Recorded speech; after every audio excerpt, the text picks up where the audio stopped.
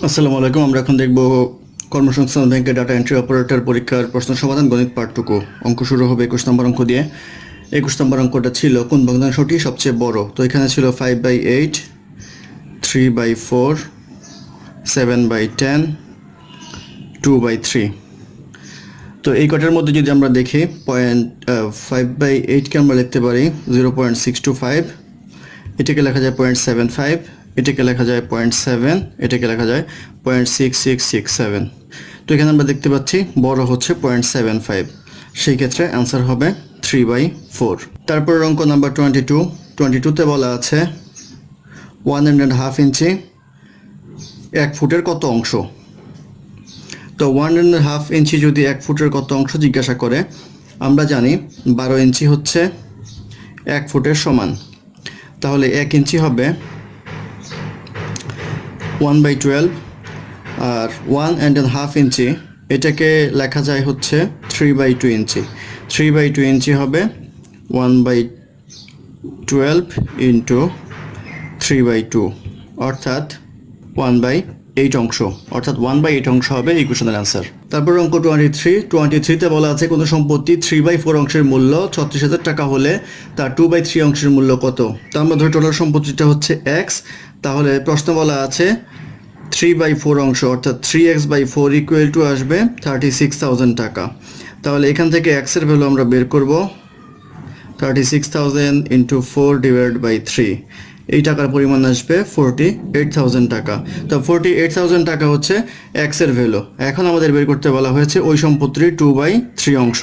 2/3x equal to আমাদের কত সেটা জানতে চাওয়া হয়েছে। 2/3x equal to 2/3 into 48,000। তো 3 ষোলো 48, 16 দোকানে 32, এই 32,000 টাকা হবে এই কোশ্চেনের অ্যান্সার। অর্থাৎ ওই সম্পত্তির 2/3 অংশ হচ্ছে 32,000 টাকা। তারপরে নাম্বার 24-এ বলা আছে 3 ভাই বোনের গড় বয়স 16 বছর, পিতা এবং ভাই বোনের সবার বয়সের গড় 25 বছর। পিতার বয়স কত বছর, অর্থাৎ 3 ভাই বোন, তাহলে 3 জনের অ্যাভারেজ হচ্ছে আমাদের 16 বছর। তাহলে 3 জনের টোটাল বয়স কত হবে, টোটাল হবে 16 ইন্টু 3, 3 ষোলো আমাদের আসবে 48, 48। আর বলা আছে পিতা সহ ভাই বোনের গড় বয়স হচ্ছে 25। তো পিতা সহ ভাই বোনের গড় বয়সের 25 হলে 4 জনের অ্যাভারেজ এজ আসছে আমাদের 25, তাহলে 4 জনের টোটাল আসবে আমাদের 25 into 4 equal to 100।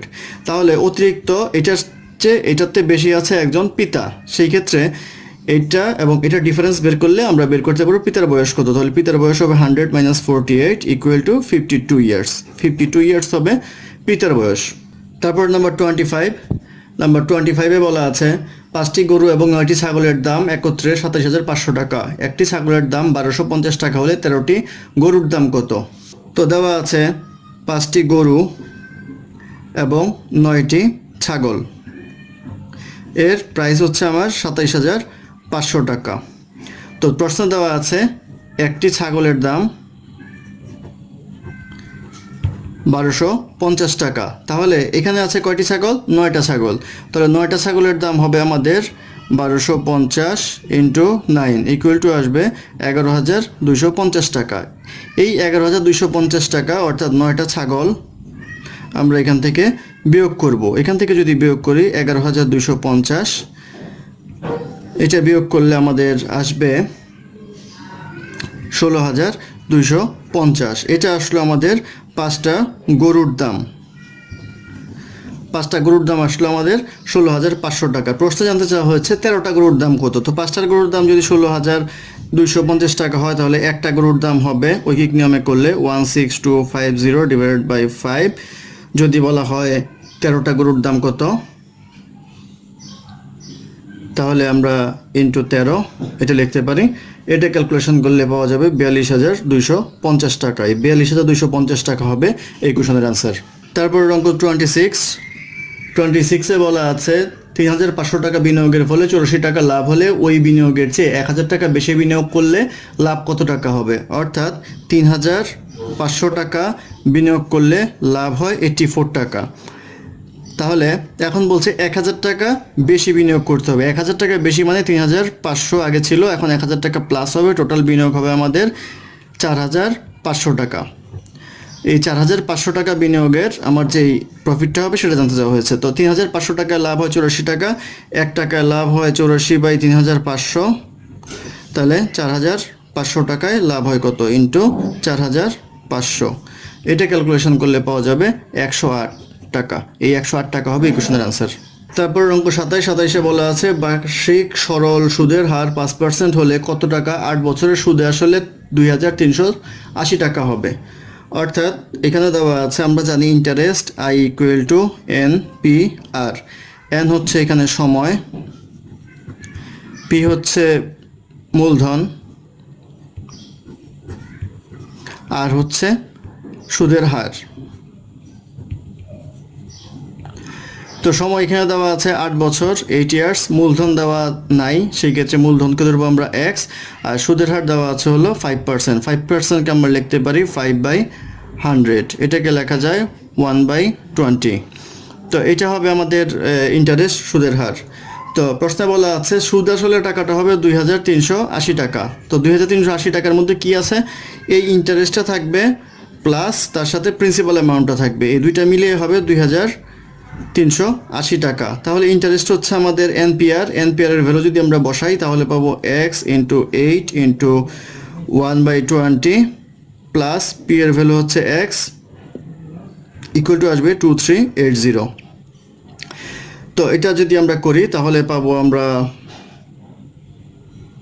2x/5 plus x equal to 2380, বা যদি 5 লসাগু করি তাহলে উপরে আসবে 2x plus 5x equal to 2380, বা এটা যদি করা হয় তাহলে আমরা পাবো 7x/5 ইকুয়াল টু 2380। এখান থেকে আমরা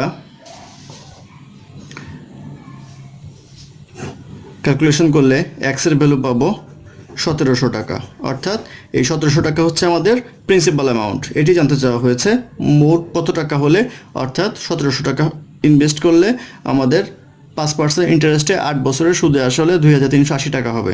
তারপর অঙ্ক নাম্বার 28 নম্বর অঙ্কে বলা আছে একটি ঘরের মেঝের দৈর্ঘ্য বিস্তারে 3 গুণ, মেঝেটি কার্পেট দিয়ে মোড়াতে মোট 1,102 টাকা 50 পয়সা ব্যয় হয়, প্রতি বর্গ মিটার মোড়াতে খরচ হয় 60 টাকা 50 পয়সা। ঘরটির মেঝের দৈর্ঘ্য কত মিটার?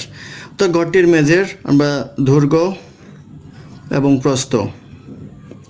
প্রস্থ বলা আছে দৈর্ঘ্যের 3/1 ভাগ বা দৈর্ঘ্য বিস্তারের 3 গুণ। বিস্তারের প্রস্থ একই কথা, সেক্ষেত্রে প্রস্থ যদি x হয় দৈর্ঘ্য হবে আমাদের 3x। তো এখন বলা আছে পুরা ঘরটা মোড়াতে টাকা লাগে 1,102 টাকা 50 পয়সা। তো টোটাল ঘরের ক্ষেত্রফলের জন্য লাগে 1,102 টাকা 50 পয়সা, এবং প্রতি বর্গ মিটারে লাগে হচ্ছে আমাদের 60 টাকা 50 পয়সা। তাহলে 60 টাকা 50 পয়সা দিয়ে যদি আমরা ভাগ করি তাহলে বর্গক্ষেত্রর কতটুকু ক্ষেত্রফল সেটা পাওয়া যাবে। এটা ভাগ করলে পাবেন 147, অর্থাৎ 147 বর্গ মিটার হচ্ছে ঘরটার আয়তন। তাহলে এখান থেকে যদি ঘরটার আয়তন বের করি তাহলে আসবে 3x², দৈর্ঘ্য ইন্টু প্রস্থ ইকুয়াল টু আসবে 147। তাহলে x² ইকুয়াল টু আসবে 147/3 equal to 49। x² equal to 49 হলে x ইকুয়াল টু হবে আমাদের 7। তো আমাদের জানতে চেয়েছে যে ঘরটির মেঝের দৈর্ঘ্য কত। দৈর্ঘ্য হচ্ছে আমাদের 3x, তাহলে 3 × 7 ইকুয়াল টু 21। এই 21 মিটার হবে ইকুয়েশনের আনসার। তারপরের অঙ্ক 29 বলা আছে 7x - 5y ইকুয়াল টু 2 এবং -8x - y ইকুয়াল টু 9 হলে x ইকুয়াল টু হোয়াট, এটা বলেছে। তো এইটা ক্যালকুলেশন করার ক্ষেত্রে আমরা সবসময় চেষ্টা করব এই গুণ দিয়ে একটা ভাগ করে বাদ দিয়ে দেওয়ার জন্য। তো দেখেন এখানে আছে 5y, এখানে আছে y, তাহলে এই সমীকরণটাকে যদি আমরা 5 দিয়ে গুণ করি তাহলে যোগ বিয়োগ করলে এই y এর ভ্যালুটাই বাদ হয়ে যায়, এক সরাসরি বের হয়ে যাবে। তো আমরা এই সমীকরণটাকে 5 দিয়ে গুণ করব, তাহলে -40x 5 × 40 -5y ইকুয়াল টু 5 × 9 45, এইটা আসবে এই ইকুয়েশনটা। তাহলে এবার এটার সাথে এটা যোগ করব, তাহলে 7x - 5y equal to 2 -40x - 5y equal to 45, এবার দেখেন যোগ করতে হবে না বিয়োগ করতে হবে, যোগ করি তাহলে ওয়াই থেকেই যায়, সেই ক্ষেত্রে হবে না, বিয়োগ করতে হবে। বিয়োগ করলে আমাদের এইটা মাইনাস সাইন পজিটিভ হয়ে যাবে, তাহলে 47x ইকুয়াল টু, যেহেতু প্লাস হয়ে যাবে এটা প্লাস মাইনাসে বাদ হয়ে যাবে, আর এটা বিয়োগ করলে আসবে আমাদের, সরি এটা -2, এটা -2, এটা বিয়োগ করলে আসবে হচ্ছে আমাদের -47। -47 যদি হয় তাহলে x ইকুয়াল টু আসবে -1, এই -1 হবে এই কোশ্চেনের অ্যান্সার। তারপর অঙ্ক নাম্বার 30, নাম্বার 30তে বলা আছে x/3 -x/2 equal to x - 1/6। তো এটা যদি লসাগু করি এই পাশে 6 আসে, 2x - 3x equal to x - 1/6। তো নিচে 6 বাদ হয়ে যায়, এটা করলে আসবে -x ইকুয়াল টু x - 1।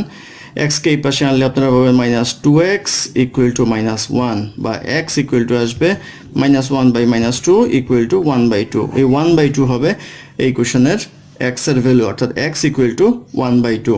ধন্যবাদ আমাদের সাথে থাকার জন্য। আমাদের চ্যানেলটি ভালো লাগলে লাইক, কমেন্ট, শেয়ার এবং সাবস্ক্রাইব করবেন এবং আপনাদের বন্ধুদের বলবেন, এবং অঙ্কে কোনো সমস্যা থাকলে আপনারা অবশ্যই কমেন্ট বক্সে লিখবেন। ধন্যবাদ।